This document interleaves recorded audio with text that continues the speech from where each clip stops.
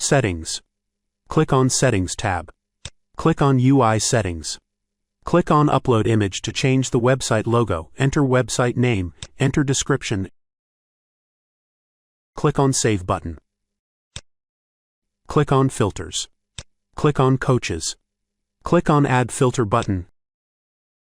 Enter coach skills and click on Save button. These skills will be displayed while adding a coach. Click on Edit button to edit a skill. Click on Delete button to delete a skill. Click on Meeting Rooms. Click on Add Filter button, enter room facilities and click on Save button. These facilities will be displayed while adding a meeting room. Click on Edit button to edit a facility. Click on Delete button to delete a facility. Click on Staff. Click on Add Filter button, enter employee designation and click on Save button. These designations will be displayed while adding a staff. Click on Edit button to edit a designation.